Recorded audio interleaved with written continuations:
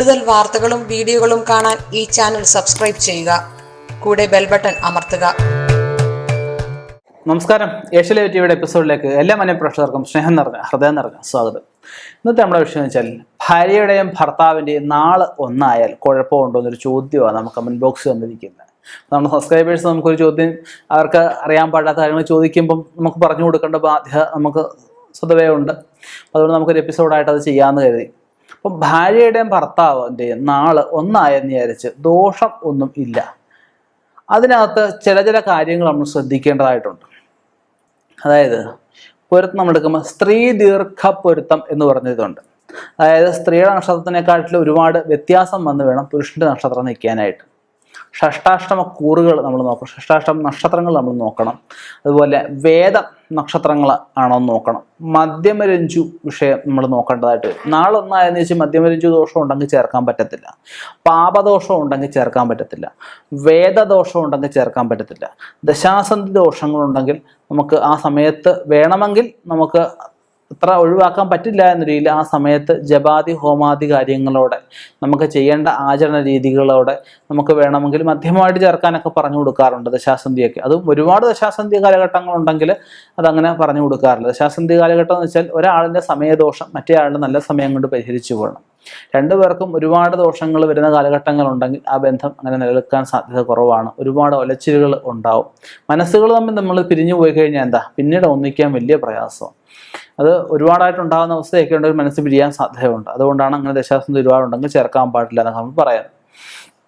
അതുപോലെ ഈ ഭാര്യയുടെയും ഭർത്താവിൻ്റെയും നാള് ഒന്നാവുക എന്ന് വെച്ച് കഴിഞ്ഞാൽ അതിന് നാൽപ്പത്വം പൊതുവെ എല്ലാവരും നമ്മളോട് ചോദിക്കുന്നൊരു കാര്യമാണ്. നിങ്ങൾക്കായാലും ജസ്റ്റ് ഏത് പബ്ലിക്കേഷൻസിൻ്റെ ആയാലും പഞ്ചാംഗങ്ങൾ വാങ്ങിച്ചു നോക്കിയാൽ നാൽപ്പൊരുത്തം അറിയാവുന്നുള്ളതേ ഉള്ളൂ. പക്ഷേ ഗ്രഹനിലപ്പൊരുത്തം ഒന്നെടുക്കണം എന്നുണ്ടെങ്കിൽ ഗ്രഹനിലയ്ക്കകത്ത് ഇവരുടെ പാപവിഷയം, ദശാസന്ധി, ചൊവ്വാദോഷം, അതുപോലെ ഇവർ അല്ലെങ്കിൽ വിവാഹബന്ധം തുടങ്ങിക്കഴിഞ്ഞു കഴിഞ്ഞാൽ അല്ലെങ്കിൽ ഇവർ ആ ഒരു വിവാഹബന്ധത്തിലേക്ക് കടന്നു കഴിഞ്ഞാൽ ഇവരുടെ ഭാവി എങ്ങനെയായിരിക്കും, ഇവർക്ക് സന്താനയോഗം ഉണ്ടോ, സന്താനങ്ങൾക്കായാലും നല്ല സന്താനങ്ങളാണോ ഉണ്ടാവുന്നത്, എത്ര സന്താനങ്ങളുണ്ടാവും, പുരുഷപ്രജയാണോ സ്ത്രീ പ്രജയാണോ, ഇതൊക്കെ നമുക്ക് പ്രശ്നത്തിലൂടെ കണ്ടെത്താൻ സാധിക്കും. ഇതിൻ്റെയൊക്കെ സ്ഫുടം നമ്മൾ എടുക്കണം. അതൊക്കെ നല്ലൊരു ജ്യോതിഷന് മാത്രമേ ഇതൊക്കെ സ്ഫുടം ഗണിച്ചെടുക്കാൻ പറ്റത്തുള്ളൂ. അതുപോലെ നമുക്ക് ആയുർദോഷങ്ങൾ, ചില നക്ഷത്രങ്ങൾ ചില ജാതകങ്ങൾ ചേർന്ന് ആയുർദോഷങ്ങളുണ്ടാവും, മൃത്യുസ്ഫുടം എന്നൊക്കെ പറയും. ആ സ്ഫുടമൊക്കെ എടുത്തു കഴിഞ്ഞാൽ ഇവർക്ക് ഏതൊക്കെ കാലഘട്ടത്തിൽ നമുക്ക് മൃത്യു ഉണ്ടാവും അല്ലെ അപകടങ്ങളുണ്ടാവും, അതൊക്കെ നമുക്ക് ഗണിച്ച് എടുക്കാൻ പറ്റും. ആ കാലഘട്ടത്തിലെ പരിഹാരങ്ങൾ ചെയ്ത് മുന്നോട്ട് പോകാൻ പറ്റും. ഇപ്പോൾ ഒരു പൊരുത്തം എന്ന് വെച്ച് കഴിഞ്ഞാൽ നിസ്സാരമായിട്ടാണ് ചിലർ കാണുന്നത്. ചിലർ നമുക്ക് ഇവിടെ കമൻറ്റ് ഇട്ടേക്കാൻ, ചിലർ വിളിച്ചു ചോദിക്കുന്ന, എല്ലാവരും ഇല്ല, അറിവില്ലാത്തവരാ.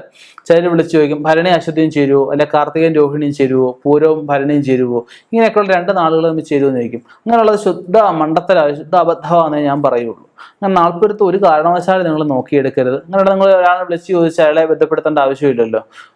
പഞ്ചാംഗം എടുത്ത് നോക്കിയാൽ 50 രൂപ 60 രൂപയാണ് ഒരു പഞ്ചാംഗത്തിന്. വാങ്ങിച്ചു നോക്കിയാൽ നിങ്ങൾക്ക് തന്നെ അറിയാവുന്നുള്ളതേ ഉള്ളൂ. നമ്മൾ ദൈവജ്ഞനെ കാണേണ്ടതെന്ന് വെച്ച് കഴിഞ്ഞാൽ ഇവരുടെ പൊരുത്തം മാത്രമല്ല അറിയണ്ടേ, ഇവർ ഒന്നിച്ച് കഴിഞ്ഞ് കഴിഞ്ഞാൽ അല്ലെ നിശ്ചയം വരെ എത്തി, ചില നിശ്ചയം വരെ എത്തി വിവാഹം മുടങ്ങിപ്പോവും. ചിലപ്പം തലേദിവസം പയ്യൻ മാറും അല്ലെ പെണ്ണ് മാറും, ചിലപ്പോൾ ഒളിച്ചോടി പോവും. അപ്പം അങ്ങനെയൊക്കെയുള്ള പല ഘട്ടങ്ങളുണ്ട്. ഇതൊക്കെ നമുക്ക് കവടി പ്രശ്നത്തിലൂടെ അറിയാൻ പറ്റും.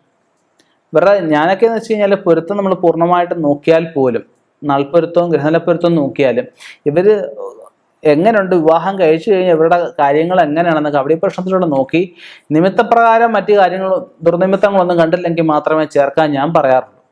ഇല്ലാത്ത പക്ഷേ ഞാനത് പറയത്തില്ല. കാരണം ഒരാൾക്ക് ഒരു വിവാഹയോഗയെ പറഞ്ഞിട്ടുള്ളൂ. അത് സന്തോഷകരമായിട്ട് ആനന്ദകരമായിട്ട് മുന്നോട്ട് പോകാൻ പറ്റുന്ന വേണം.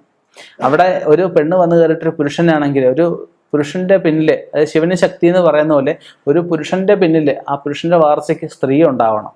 ചില സ്ത്രീകളൊക്കെ വന്നു കയറി കഴിയുമ്പോഴത്തേക്കും കുടുംബത്തിൽ അധപ്പതനങ്ങളുണ്ടാവും. ഇപ്പം സ്ത്രീകളെ ഞാൻ അധിക്ഷേപിക്കൊന്നുമല്ല, ഏറ്റവും കൂടുതൽ സ്ത്രീകളെ ബഹുമാനിക്കുന്ന ആളാണ് ഞാൻ.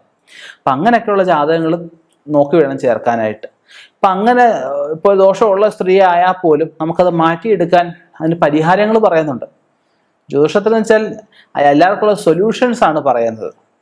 വന്നു ചേരാവുന്ന കാര്യങ്ങൾ, ബാധ്യതകൾ, വന്നു ചേരാവുന്ന വിഷയങ്ങളെ നമ്മൾ പറയുകയും ചെയ്യുന്നുണ്ട്. അതിന് പരിഹാരമുണ്ട്. പ്രശ്നമുണ്ട്, പരിഹാരമുണ്ട്. പ്രശ്നമുണ്ടെന്ന് പറഞ്ഞാൽ നമ്മൾ ആദ്യം പിടിച്ച് കിടന്നിട്ട് കാര്യമില്ല.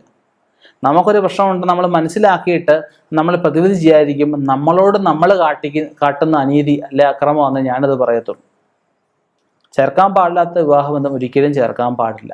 ഇനിയും ചേർത്ത് കഴിഞ്ഞെങ്കിൽ അതിന് പ്രതിവിധികൾ പറയുന്നുണ്ട്. അത് നിഷ്ഠയായിട്ട് മുറ തെറ്റാതെ ചെയ്ത് മുന്നോട്ട് പോവുക. തീർച്ചയായിട്ടും ഈ പറഞ്ഞ പോലെ നാളെ ഒന്നായിട്ട് എന്തെങ്കിലും ദോഷം ഉണ്ടെങ്കിൽ പോലും അത് പരിഹരിച്ച് പോകാമെന്നുള്ളതേ ഉള്ളൂ. ഇനിയും ഇതുപോലെയുള്ള വ്യത്യസ്തമായ വിഷയങ്ങളുമായി കണ്ടുമുട്ടാം. നിർത്തുന്നു. നന്ദി, നമസ്കാരം.